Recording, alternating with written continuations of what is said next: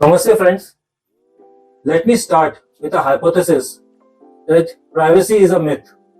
There is nothing called personal data or information and everything is accessible to others. Now let me refer to section 247 in this regard under the new Income Tax Act 2025 which has come into force on 1st of April 2026. Now what is section 247? Section 247 deals with search and seizure. It empowers the competent authority to conduct search and seizure where there is a reason to believe that you might have evaded tax or in possession of undisclosed income or assets, whether in India or abroad. It further empowers warrantless access to the competent authority to all the assets, premises, books of accounts, including computer system of such person. Now what is computer system? Section 261 defines computer system as a system which is used for creation of information, for processing of information, for storage of information, or for enabling communication or transaction or virtual data space. Now that includes virtual data space.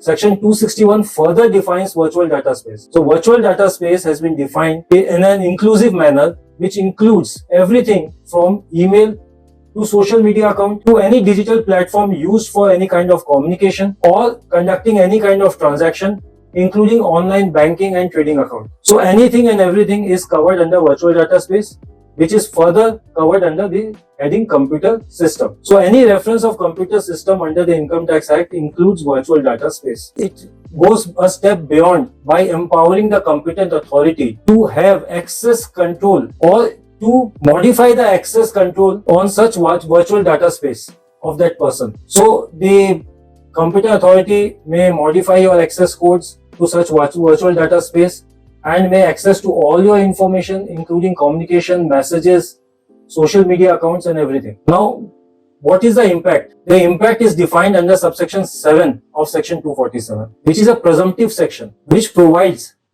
the competent authority to presume that all the information on such virtual data space is true and correct, which empowers a competent authority to presume that the information and the communication belongs to such person, to presume that the handwriting and the signatures are authentic, and to presume that it belongs to such person. So you need to be very careful while communicating anything on a social media, or you need to add some disclaimer that why are you doing this, because they are going to presume that it is correct, it is true and it belongs to you, irrespective of the circumstances under which this communication has been done.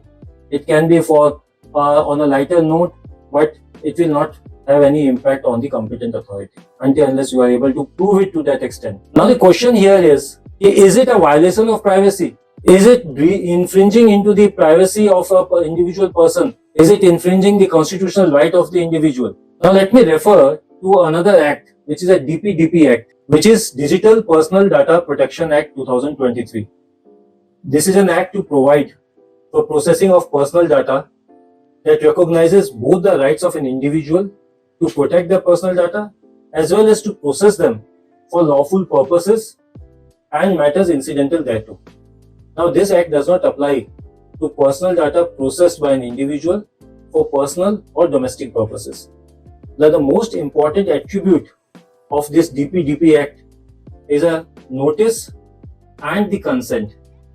So a person who is accessing the personal data for lawful purposes will have to provide a specific notice and will have to have a consent to access such data. Now this is missing in Income Tax Act 2025. I don't know whether Income Tax Act 2025 overrides this DPDP Act 2023 or the government should suo motu take cognizance of such thing and should include and align section 247 in lines with the DPDP Act 2023. I hope you will find this video useful. Please do subscribe and share. Jai Hind.